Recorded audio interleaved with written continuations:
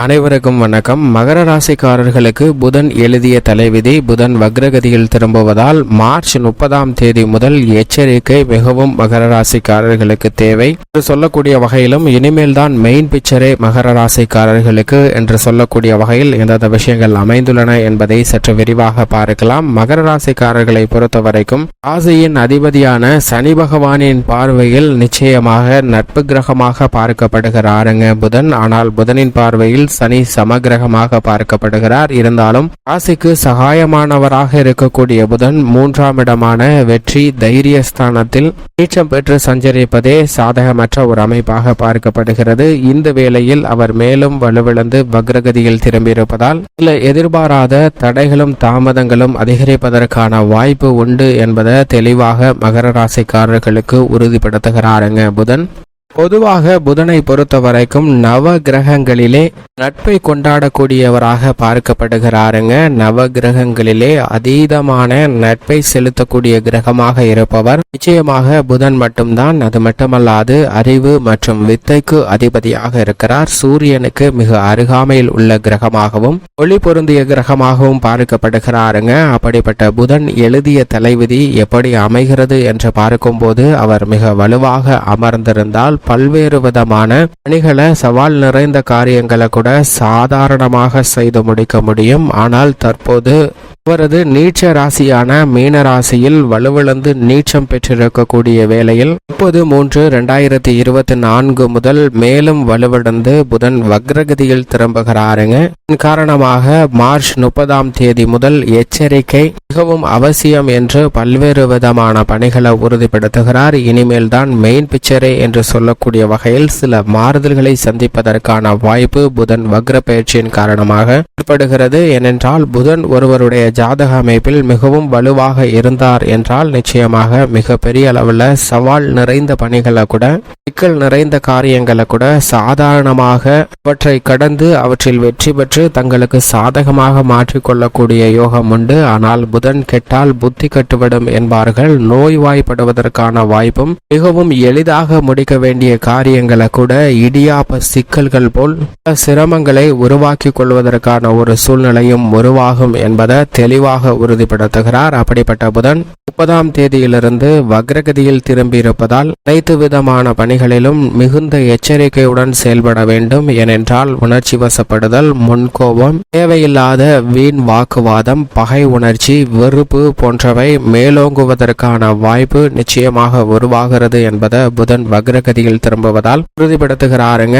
எதை செய்தாலும் அதை அறிவுபூர்வமாக சிந்தித்து செயல்பட முடியாமல் உணர்ச்சி பூர்வமாக முடிவெடுப்பதால் சில சிக்கல்கள் மாற்றிக்கொள்வதற்கான ஒரு சூழ்நிலையும் உருவாகிறது என்பதை வக்ரகதியில் திரும்பக்கூடிய புதன் உறுதிப்படுத்துகிறார். எனவேதான் மார்ச் 30ஆம் தேதியிலிருந்து அதிக எச்சரிக்கையும் இனிமேல் தான் மெயின் பிக்சர் என்று சொல்லக்கூடிய வகையில் சில குழப்பங்களையும் சந்திப்பதற்கான ஒரு சூழ்நிலை உண்டு என்பதை தெல்ல தெளிவாக உறுதிப்படுத்துகிறார். புதனை பொறுத்த வரைக்கும் தனது நட்பு கிரகமாக சூரியன் மற்றும் சுக்கிரனை பார்க்கிறாருங்க. சூரியனை அதிநட்பு கிரகமாக பார்க்கிறார். ஆனால் சூரியனின் பார்வையில் புதன் சமகிரகமாக தான் பார்க்கப்படுகிறார். சுக்கிரனின் பார்வையில் நட்பு கிரகமாக இருக்கிறார். புதனின் பார்வையில் பல கிரக நிலைகள் சமகிரகமாக பார்க்கப்படுகின்றன. ஏனென்றால் 5 கிரகங்களை சமகிரகமாக பார்க்கப்படுகிறாருங்க. செவ்வாய், குரு, சனி, ராகு, கேது போன்ற கிரக நிலைகளை சமகிரகமாக தன்னுடைய பார்வையால் புதன் பார்க்கிறார். ஆனால் செவ்வாய் தனது பார்வையில் புதனை பகை கிரகமாகவும் குரு தனது பார்வையில் புதனை பகை கிரகமாகவும் பார்க்கிறார். ஆனால் சனி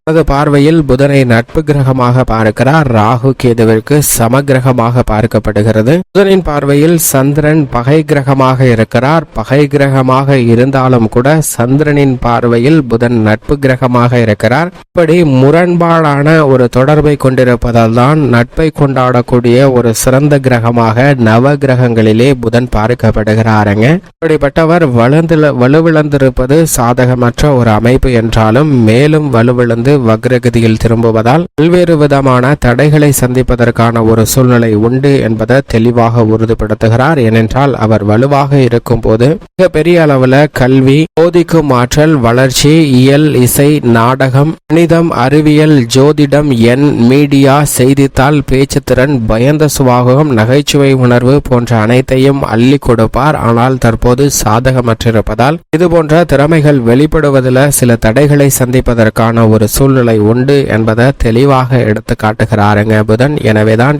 எந்த விதமான பணியை மேற்கொண்டாலும் அதிக எச்சரிக்கையுடனும் விழிப்புணர்வுடனும் இந்த தருணத்தில் மேற்கொள்ள வேண்டும். ஏனென்றால் புதன் வக்ரகதியில் திரும்பியிருக்கக்கூடிய இந்த தருணம் என்பது அவ்வளவு சாதகமான நன்மை கிடைக்கக்கூடிய ஒரு சிறந்த அமைப்பாக பார்க்க முடியாது. உணர்ச்சி வசப்படுவதாலும் அதீத சிந்தனை ஓவர் திங்கிங் என்று சொல்லக்கூடிய ஆழ்ந்த சிந்தனை காரணமாக சில தடுமாற்றத்தை சந்திப்பதற்கான ஒரு சூழ்நிலையும் உருவாகி உள்ளது என்பதை தெளிவாக உறுதிப்படுத்துகிறாருங்க. எனவேதான் இந்த தருணத்தில் புதனின் அமைப்பு காரணமாக எந்த பணியை மேற்கொண்டாலும் ஒரு முறைக்கு இருமுறை யோசித்து சிந்தித்து நிதானமாக செயல்பட வேண்டிய ஒரு தருணமாக அமைந்துள்ளது என்பதை தெளிவாகவும் துல்லியமாகவும் உறுதிப்படுத்துகிறார் புதன். இப்படி புதனின் அமைப்பு இருக்க குடும்பம், உத்தியோகம், கலைத்துறை, அரசியல் துறை சார்ந்த பணிகளில் எப்பேற்பட்ட மாற்றம் ஏற்படுகிறது என்று பார்க்கும்போது மகர ராசிக்காரர்களை பொறுத்த வரைக்கும் 6 மற்றும் 9ஆம் இடத்தின் அதிபதியாக இருக்கிறார். ரூணரோக சத்ருஸ்தானாதிபதியும் பாக்கியாதிபதியுமாக இருக்கக்கூடிய புதன் வலுவிழந்து 3ஆம் இடமான தைரிய ஸ்தானத்தில் வெற்றி ஸ்தானத்தில் நீச்சம் பெற்று சஞ்சரிப்பதோடு மட்டுமல்லாது மார்ச் 30 அக்ரகதியில் திரும்பி இருக்கக்கூடிய இந்த வேளையில் பல்வேறு விதமான தடைகள், சுப நிகழ்வுகள் திட்டமிடுதல் உட்பட பல்வேறு பணிகளில் ஏற்படுவதற்கான சூழ்நிலை உருவாகியுள்ளது. இது மட்டுமல்லாது வலுவிழந்த நிலையில் பாக்கியஸ்தானத்தை சப்தம பார்வையால் பார்ப்பதால் பல்வேறு விதமான பணிகள்ல சில பாதிப்புகளை சந்திப்பதற்கான சூழ்நிலையும் அலைச்சல் அதிகரிப்பதற்கான வாய்ப்பும் ஆரோக்கிய தொல்லைகள், கடன் சார்ந்த தொல்லைகள், கொடுக்கல் வாங்கல் உள்ளிட்ட பல பிரச்சனைகளை சந்திக்க வேண்டிய ஒரு சூழ்நிலையும் மகர ராசிக்காரர்களுக்கு உள்ளது என்பதை தெளிவாக உறுதிப்படுத்துகிறாருங்க புதன். இந்த தருணத்தில் நீங்கள் திட்டமிட்டு எந்த விதமான பணிகளாக இருந்தாலும் மேற்கொள்ள வேண்டிய ஒரு தருணமாக பார்க்கப்படுகிறது. உத்தியோக ரீதியாக இந்த தருணத்தில் நீங்கள் செய்யக்கூடிய சிறு தவறு கூட மகர ராசிக்காரர்களுக்கு மிகைப்படுத்தி காட்டப்படுவதற்கான வாய்ப்பும் சூழ்நிலையும் உண்டு. எனவே அதீத கவனமும் விழிப்புணர்வும் உத்தியோகம் சார்ந்த பணிகளில் மிக முக்கியமாக தேவைப்படுகிறது. தொழில்துறை, வியாபாரத்துறையில் இதற்கே உரித்தான போட்டியும் பொறாமையும் நிறைந்திருக்கக்கூடிய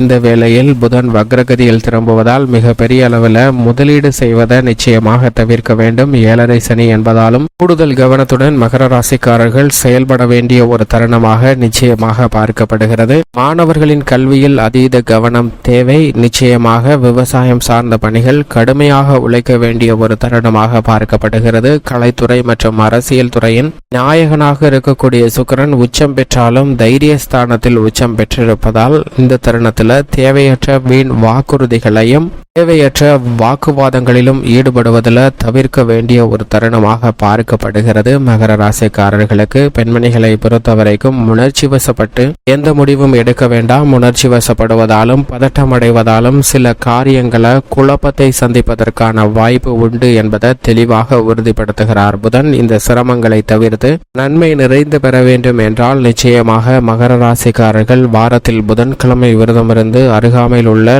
லட்சுமி நரசிம்மர் ஆலயம் சென்று தீபமேற்றி வழிபாடு செய்யுங்கள். நல்ல பலன் தங்களுடைய வாழ்வில் நிறைந்து கிடைக்கும்.